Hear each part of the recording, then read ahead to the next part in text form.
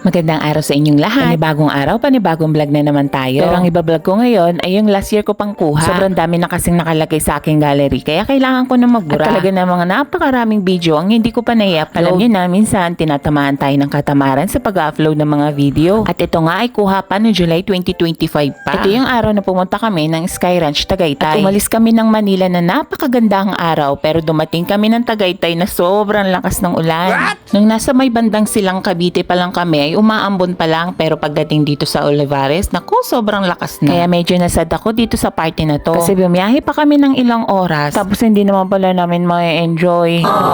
Kaya habang nasa bus ako, ay talagang napipray ako na sana tumigil na ang ulan. At mukhang dininig nga ng Diyos ang panalangin ko. Dahil luminto ang ulan pagdating namin dito. Kaya medyo nakikita ko na ang magandang view ng Tagaytay. At talaga namang nakakamiss talaga tong lugar na to. Kasi simula ng maleta ko, Tagaytay na ang naging pasyalan namin tuwing Pasko. At 7 years din akong tumira dito sa Silang Cavite, kaya talagang namiss ko ang lugar na to. Kasi ilang taon din ang dumaan bago ako nakapunta dito ulit. At ito na nga, bumaba na nga kami dito sa may gasolinahan. Dito kasi ang babaan ng bus pag pupunta ka ng Sky Ranch. At talaga namang wala nang ulan ng time na to. Kaya talagang inakala ko na mag-enjoy na kami dito. At tignan nyo naman, napakarami pa rin ng tao kahit na umulan. Kasi naman, napakaganda talaga ng view dito sa Tagaytay. Kahit maglakad-lakad ka lang dyan sa tabi, talaga namang ma-amaze ka sa ganda ng view. At ako rin naman na-amaze dito kay Groot. O diba, ang ganda-ganda niyan tignan. At dito nga guys, ay napa-stop muna kami kasi nag-isip ako kung saan kami unang maglalaro. Kasi nga umulan ng malakas kanina. Tapos suminto, so isip ko ay baka biglang umulan ulit ng malakas. Kaya talagang pinapakiramdaman ko ang hangin bago kami maglakad palabas. Paano ba naman kasi isa lang sa amin ang may dalang payong. Syempre hindi namin inaakala na uulan ng malakas dahil napakainit sa Manila nung umalis kami.